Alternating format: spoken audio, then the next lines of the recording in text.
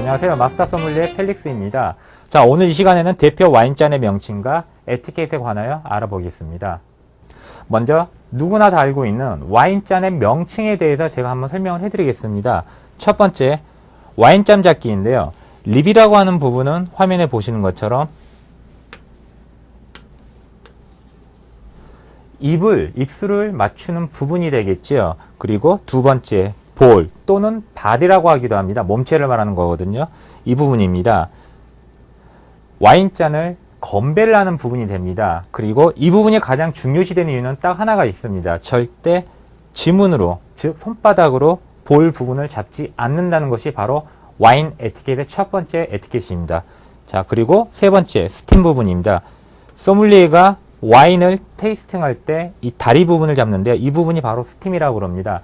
스팀을 잡는 이유는 소믈리에가 와인을 감별하기 위해서 예를 들어서 베이스나 스팀 부분이 아닌 볼 부분을 감싸듯이 잡는다고 하면 손바닥에 있는 온도에 한해서 와인의 온도가 올라가기 때문에 미세한 맛과 향을 놓치게 됩니다.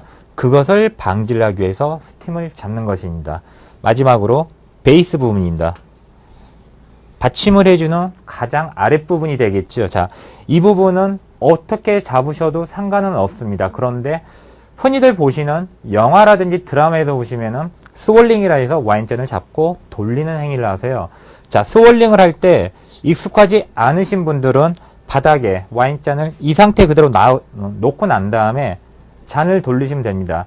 그런데 단 하나 유념하실 거는 스월링을 하실 때 이 베이스 아랫부분에 코스타라고 하는 잔 받침이나 아니면은 1인 테이블 매트죠. 식탁에 가면 사각형으로 짜여 있는 테이블 매트가 깔려 있는 상태라면은 스월링을 하셔도 무방하지만은 그렇지 않는 경우에는 반드시 스팀 부분을 붙잡고 스월링을 하셔야 됩니다. 이유는 고가의 와인이든 고가의 와인잔이 아니든 간에 일반 대리석이라든지 일반 식탁에서 바로 돌리는 스월링 행위를 하게 되면은 잔 베이스 아랫부분에 스크래치가 나기 때문에 그거를 미연에 방지하기 위함입니다.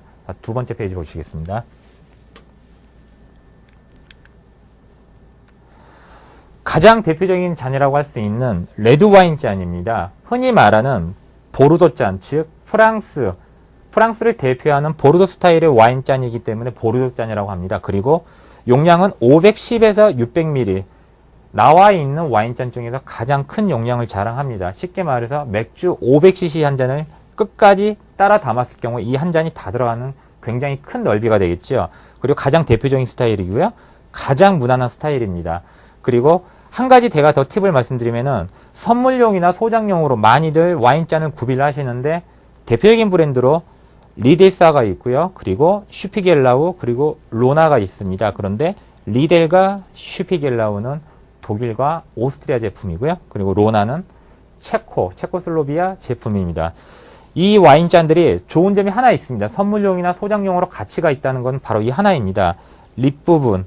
방금 전에 보셨던 입을 닿는 이 립 부분이 얇을수록 와인과 입술과의 관계가 더 가까워지기 때문에 와인의 스킨십이 더 황홀하다는 거죠. 즉 다시 말해서 고급 와인일수록 고급 와인잔 드시게 되면 바로 그 와인에 대한 포텐셜을 제대로 느낄 수 있다는 장점이 있습니다.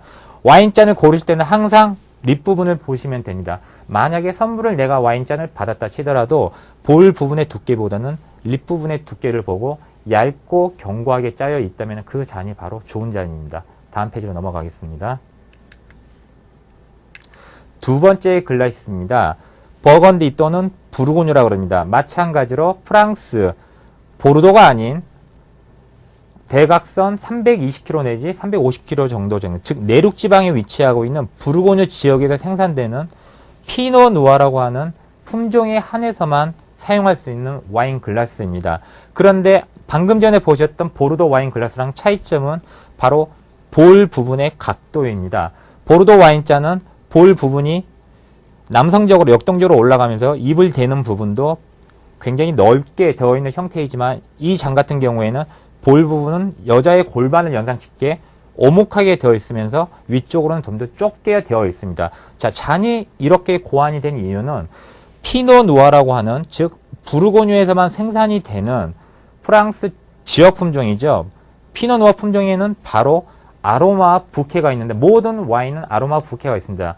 그런데 여기서 좀 더 제가 쉽게 말씀드리면 피노누아 이 품종은 가지고 있는 원초적인 향, 즉 아로마 부케가 굉장히 뛰어난 향이기 때문에 잔이 이렇게 고안된 형태에서 스월링을 하게 되면은 넓은 볼의 넓이에 의해서 팽배할 때까지 굉장히 많은 향이 이 안에 감싸지겠죠. 그리고 와인을 마실 때, 즉 윗부분이 좁아지는 모양이기 때문에 그만큼 더 강렬하게 향을 맡을 수 있게끔 고안된 게 바로 이 잔의 특징입니다. 다음 페이지를 보시겠습니다. 화이트 와인 잔입니다. 자, 시원한 와인이죠. 자, 용량은 470ml가 최대 용량이고요. 그리고 레드 와인 잔보다 용량이 작고 이 이유는 용량이 작기 때문에 열 전도 속도가 느리다는 겁니다. 즉 화이트 와인은 시원하게 또는 차게 해서 마실 수 있는 와인이기 때문에 잔이 작으면 작을수록 그만큼 온도가 올라오는 속도가 느리게 되겠지요. 그리고 팁을 드리면은 화이트 와인을 마실 때는 와인을 차갑게 해서 누구나 다 마시지만은 글래스까지는 그렇게 차갑게 해서 마시지를 않으세요. 그런데 화이트 와인을 마실 때는 잔도 같이 차갑게 보관을 해서 마시면 됩니다. 쉽게 생각하시면 여름에 맥주를 마실 때 차가워진 맥주에 미지근한 잔에 따르는 거와 그리고 정말로 잔이 차갑게 칠링이 되어 있는 그 잔에 맥주를 따라 드실 때 그 느낌은 아마도 다들 아시기 때문에 여기 대해서는 제가 넘어가겠습니다. 그리고 가정에서 사용하실 때는 화이트 와인 잔과 마찬가지로 디저트 와인을 드실 때, 즉 스윗한 와인을 드실 때에도 굳이 디저트 와인 잔을 구비하지 마시고요. 화이트 와인 잔으로 겸용을 하셔도 무방합니다. 넘어가겠습니다.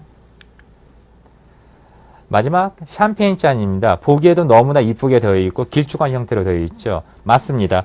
끊임없이 올라오는 기포를 감상하기 위해서 디자인이 된 게 바로 이 잔의 형태입니다. 즉 고급 샴페인일수록 기포가 계속해서 탄산가스가 올라오는 방울방울 올라오는 기포가 촘촘하고 많으면 많을수록 고급 샴페인이 되는 거죠. 이유는 바로 기압의 차이지요. 1기압짜리 샴페인이 있고 2기압, 3기압, 4기압, 5기압짜리 샴페인이 있다고 예를 가정을 해봤을 때 당연히 5기압을 갖고 있는 샴페인이 그만큼 압력이 높기 때문에 기포가 더 많이 올라올 수밖에 없는 거죠. 예를 들자면 콜라를 막 오픈한 콜라와 그리고 오픈한 지 하루가 지난 콜라를 잔에 따랐을 때 올라오는 기포를 보시면 이해가 빠르실 겁니다. 그리고 샴페인은 5도씨 이하의 차가운 온도에서 마실 수가 있으시고요. 화이트 와인과 마찬가지로 샴페인 잔도 차갑게 해서 마시는 게 가장 좋은 음용 방법이 되겠지요. 그리고 와인잔, 특히 샴페인잔 같은 경우는 깊기 때문에 손을 넣어서 세척하기 굉장히 힘듭니다. 그럴 경우에는 미지근한 물에 두세 번 헹구기만 하시면 됩니다. 그리고 세제는 가급적이시면 사용을 안 하시는 게 좋습니다. 이유는 세제를 사용하게 되면은 세제 표면에 남아있는, 즉 다시 말하면 세제 입자, 미세한 입자가 잔에 달라붙어 있어서 다음번 와인을 마실 때 보는 시각적으로나 미각적으로 방해를 주기 때문에 이 이유에 세제를 사용하지 말라는 이유입니다. 넘어가겠습니다. 샴페인 잔의 특징인데요. 방금 전에 보셨던 플룻 형태가 있고 지금 보시는 플룻 형태가 있고 방금 전에 보셨던 튤립 두 가지 형태로 되어 있고요. 그리고 오랫동안 사용하지 않을 때는 항상 거꾸로 뒤집어서 보관을 하셔야 합니다. 이거는 모든 와인잔의 공통 방식입니다. 그리고 차갑게 보관하면 훨씬 샴페인 맛이 부드럽고 기포가 선명하다. 이건 제가 말씀드렸고요. 그리고 참 샴페인을 따르실 때는 꼭 한국 사람들은 한 번에 원샷 문화가 되어 있어서 그런지 몰라도 한 번에 다 따르려고 하시는데 그러지 마시고요. 두 번 내지 세 번에 나눠서 잔에 따르시되 기포가 어느 정도 가라앉았을 때 다시 따르시고 또 기포가 가라앉았을 때 다시 따르시고 최종적으로 60% 내지 70% 정도만 따라주시는 게 바로 에티켓입니다.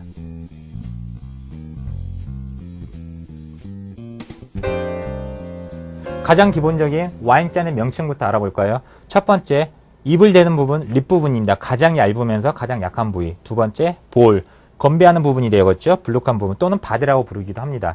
세 번째, 스팀, 얇은 다리 부분이죠. 즉, 열 전도를 방지하기 위해서 전문 소믈리에가 잡는 부분이 되겠고요. 그리고 마지막, 베이스, 즉 정중한 예법, 가볍게 손가락을 이 부분에 댐으로써 상대방에 대한 최고의 찬사, 즉 감사의 표시를 대는 게 바로 와인 예법입니다. 와인 예법 중에 키포인트, 베이스에 아무리 연장자 대통령이 할지라도 베이스에 가볍게 손만 갖다 대시면 됩니다.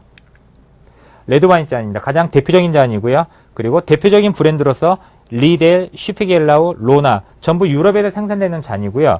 이 잔이 좋다는 이유는 딱 하나밖에 없어요. 어떤 와인잔이 간에 입을 닫는 부분, 즉 입술이 닿는 립 부분이 얇을수록 와인과의 스킨십이 황홀할 수밖에 없겠지요. 당연한 겁니다. 레드 와인잔이 또 한 가지 스타일인데요. 버건디 또는 부르고뉴 잔입니다. 즉 프랑스 내륙에 위치하고 있는 부르고뉴 지방에서 생산되는 피노누아 품종에 한해서만 이 와인잔을 사용하는데요. 이유는 한 가지입니다. 이 품종은 바로 아로마와 부케가 풍성하고 강렬하게 느껴지는 품종이기 때문에 볼 부분이 넓으면서 립 부분이 좁아질수록 그만큼 와인향을 더 잘 인식할 수가 있기 때문에 이렇게 고안된 형태의 잔입니다.